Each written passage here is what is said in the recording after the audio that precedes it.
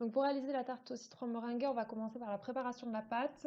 Pour ça, il faut 250 g de farine, 125 g de sucre en poudre, un œuf. Vous pouvez également mettre une pincée de sel, un peu de sucre vanillé si vous le souhaitez, mais ce n'est pas obligatoire, et du beurre, donc 125 g de beurre qu'il faut couper en petits morceaux. Si possible, le sortir un peu du frigo avant de commencer la préparation pour que le beurre ne soit pas trop dur à malaxer. Donc on va ajouter le beurre dans la farine pour commencer à le mélanger. Vous pouvez le faire également au robot avec une pâle adaptée. Il ne faut pas le fouet, il faut la pâle qui soit pour faire les pâtes, bien sûr. Et voilà, bon, nous, on va le faire à la main pour comprendre un petit peu la technique. Donc dans un premier temps, on va défaire le beurre dans la pâte. Il faut bien le malaxer pour qu'il s'incorpore dans la farine. Euh, et pour ça, donc vous le faites avec le bout des doigts et après vous mélangez bien avec vos mains. Ça va donner un effet un peu sablé, c'est le but puisqu'on fait une pâte sablée. Vous inquiétez pas, ça va pas encore faire une pâte. On va encore ajouter d'autres choses derrière. Donc il faut bien défaire le beurre petit à petit, d'où l'intérêt de le sortir avant de commencer votre préparation pour ne pas qu'il soit trop froid. Une fois que c'est fait, on va ajouter le sucre. Alors vous pouvez également utiliser du sucre cassonade, là, on va ajouter le sucre vanillé. Si vous utilisez la cassonade, ça va être un petit peu plus difficile à incorporer. Ça va laisser des petits grains dans la pâte. Ça peut être bon aussi, mais pensez à diminuer la quantité du sucre, parce que la cassonade, généralement, sucre plus que le sucre raffiné. Donc on réitère l'opération. Dès qu'on trouve des petits bouts de beurre, on les défait également et on mélange bien pour que ce soit relativement homogène. Une fois que c'est fait, on va ajouter une pincée de sel. Et enfin, on va ajouter un œuf entier. Donc l'œuf, on va le défaire dans la préparation. Et on va mélanger pour que ce soit bien homogène, que l'œuf soit bien incorporé à ce qu'on vient de préparer en amont. Donc on continue à défaire les bouts de beurre quand vous en sentez sous les doigts, vous défaisez bien et on mélange. La pâte ne va pas complètement prendre tout de suite, ça va s'épaissir, vous allez le sentir sous vos mains.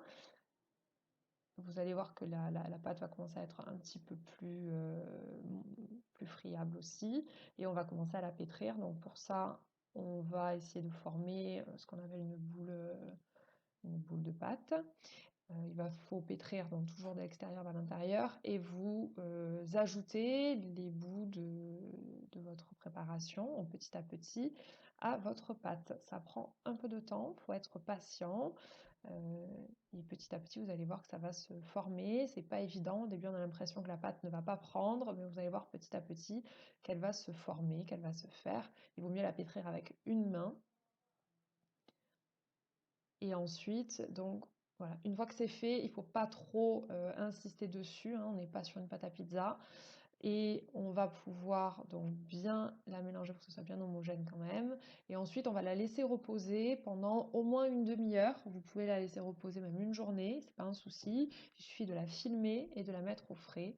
Je vous conseille de faire une forme un peu plate, enfin pas trop en boule pour que ce soit plus facile ensuite quand on va passer à la partie de l'étalement de la pâte. Donc voilà, une fois que c'est fait, on fait une forme, je ne l'ai pas forcément faite, mais voilà, on fait pas forcément on met pas cette boule au frigo, on fait une forme un petit peu plus plate pour que ce soit plus facile ensuite à faire. On passe maintenant à étaler la pâte. Donc pour cela, on sort notre pâte du frigo un petit peu en avance. On ne la laisse pas non plus 2 heures sur le plan de travail pour qu'elle soit un petit peu plus molle. On va se servir un petit peu de la farine donc pour ne pas que la pâte colle à votre plan de travail et à votre rouleau à pâtisserie. Donc pensez à enduire votre rouleau de farine. On va la retourner à chaque fois d'un côté et de l'autre pour que ça soit bien égal. L'objectif, c'est que l'épaisseur du centre soit le même que l'épaisseur qui sera à l'extérieur de la pâte. Ne vous préoccupez pas des extérieurs de la pâte s'ils ne sont pas jolis, puisqu'on régularisera ça après. L'objectif, c'est qu'elle soit de la taille au-dessus de la taille de votre moule. Une fois que c'est fait, vous allez ajouter un papier sulfurisé de cuisson dans votre moule et ensuite on va venir mettre la pâte bien dans le moule pour qu'elle prenne sa forme et pour qu'ensuite on puisse la mettre au four et la faire pré-cuire. Voilà, donc il faut bien qu'elle prenne la forme du moule, il ne faut pas qu'il y ait de trous sur les côtés, sinon la préparation par la suite va venir se glisser derrière la pâte.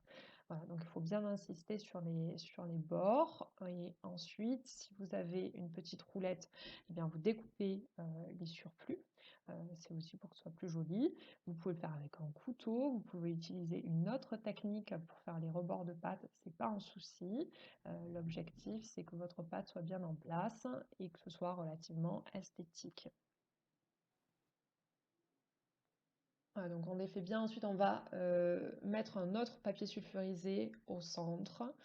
C'est pour pas que les bords de la pâte, quand ça va commencer à chauffer, s'abaissent sur le fond de tarte.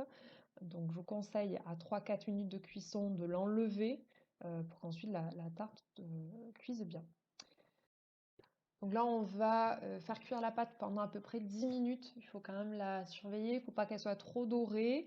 Au four, au thermostat 7 ou 210 degrés et pensez à sortir la pâte pour qu'elle refroidisse avant d'ajouter votre préparation. Pour la préparation de la garniture, on va avoir besoin de 3 citrons. On va enlever le zeste de 2 citrons et qu'on va garder dans le récipient. On va presser 3 autres citrons pour en obtenir du jus. On va également avoir besoin de 5 œufs, de 100 g de sucre, plus à peu près 60 g pour la meringue et 200 g de beurre qu'on va couper en petits morceaux et qu'il faut faire fondre un petit peu au micro-ondes. Donc faites-le en premier pour que le beurre ensuite ne soit pas trop chaud lorsque vous allez l'incorporer à votre préparation. Maintenant, on va réaliser la préparation de la garniture. Pour cela, il nous faut 5 œufs. On va d'abord séparer les blancs des jaunes sur 3 œufs. Donc il faut bien faire attention de ne pas mettre de jaune dans les blancs puisque c'est eux qui vont nous servir ensuite à faire la meringue pour monter les blancs en neige. Si vous avez du jaune dans les blancs, ça ne montera pas. Donc il faut être très vigilant quand vous séparez les blancs des jaunes. Vous pouvez le faire sur un autre bol et ensuite verser vos blancs si vous avez peur et si c'est la première fois que vous le faites. Mais il faut être très vigilant par rapport à ça, sinon vos blancs en neige ne monteront absolument pas. Voilà, donc on les sépare et ensuite on va ajouter 2 œufs entiers à la préparation. Donc, ce que je vous conseille, c'est d'acheter des œufs de gros calibre pour que ce soit plus facile pour la préparation, que la meringue soit plus importante aussi. Voilà, généralement en pâtisserie on achète ce qu'on appelle des gros œufs. Donc là on a mis le zeste de citron dans la préparation et les œufs dans notre préparation. On ajoute ensuite le sucre et on va venir mixer tout ça. Donc vous pouvez le faire avec un batteur classique, c'est pas un souci, moi je l'ai fait avec un robot, vous pouvez le faire avec un batteur classique. Ensuite on va ajouter le jus de citron. Donc laissez bien mélanger quand même votre pâte avant d'ajouter le jus de citron. Donc mélangez bien les œufs et le sucre d'abord, puis le jus de citron, puis on va venir incorporer le beurre fondu. Il faut le faire fondre, alors vous pouvez le faire fondre au micro-ondes, par contre pensez à le sortir un petit peu avant de faire votre préparation pour pas qu'il soit trop chaud et qu'il vienne cuire les œufs dans la préparation. Mélangez bien pour pas qu'il reste de bout de beurre dur, hein, que tout soit bien mélangé. Voilà, donc il faut faire cette préparation. Vous pouvez la faire en même temps que ce que vous faites cuire la pâte.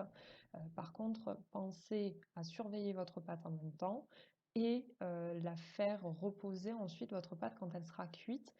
Si vous mettez votre préparation sur la pâte chaude, elle risque de s'incorporer et votre pâte risque d'être un petit peu trop molle par la suite. Donc il vaut mieux la laisser durcir et ensuite vous ajoutez votre préparation à la pâte. Voilà, vous la laissez reposer votre pâte et ensuite vous ajoutez donc la préparation. Et on va la refaire cuire pendant 10 à 15 minutes. Vous surveillez, il ne faut pas que, bien sûr, la préparation elle brûle. Elle peut gonfler la préparation dans le four, vous inquiétez pas, c'est normal, il n'y a pas de souci. Donc on repart pour à peu près 10 à 15 minutes.